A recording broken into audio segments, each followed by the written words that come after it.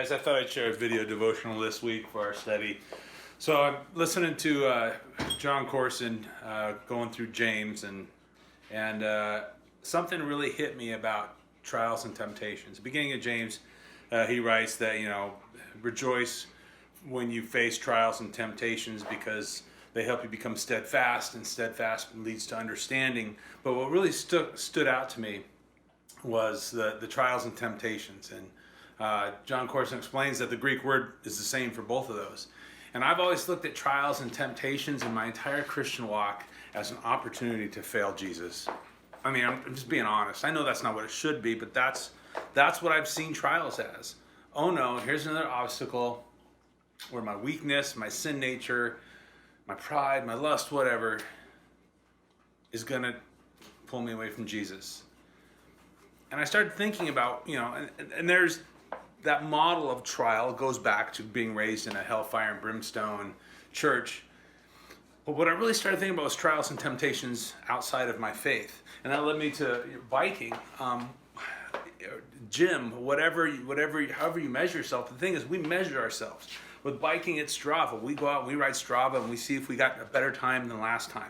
And sometimes we go to a place like Grays Peak just to see where we're at, to give ourselves a trial that's going to be hard, a trial that's going to suffer, and a trial that I may have a better time or a worse time. But here's the thing that happens with those trials. I am not just going someplace to fail. I'm going someplace to gauge my growth because of my training. Same thing in the gym. If you do a max day or if you try, a WOD that you've done before and you're looking for a better time, the fact is part of our training to become stronger on a bike or in the gym includes trials to see where we're at. And if we pass those trials, there's a little bit of celebration there, but it's really leads us back to the process. Okay, this is working, this is working, this is working.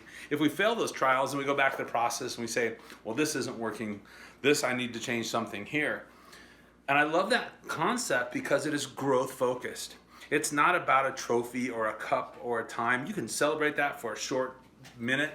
But at the end of the day, for the guys I know in this group, it is about growth. And it is about process. And it is about a journey. I don't know why I haven't had that attitude with trials in my spiritual life. When trials come at me, I just automatically assume failure and incompleteness, and I'm going to have to lean on grace.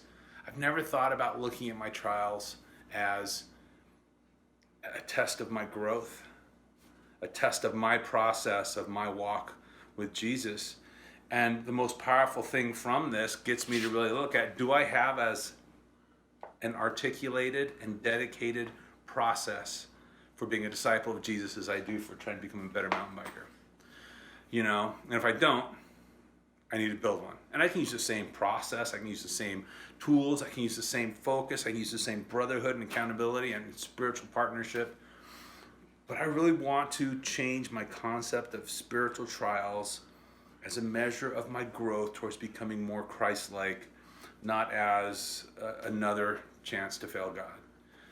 I don't know if any of you feel the way I do or have looked at it that way, but I challenge you to look at your personal attitude towards trials. And then let's read James chapter 1 together as a group this Wednesday, because there's more to it and it's in there, and I've already gone long, so I'm just going to get the conversation started with this.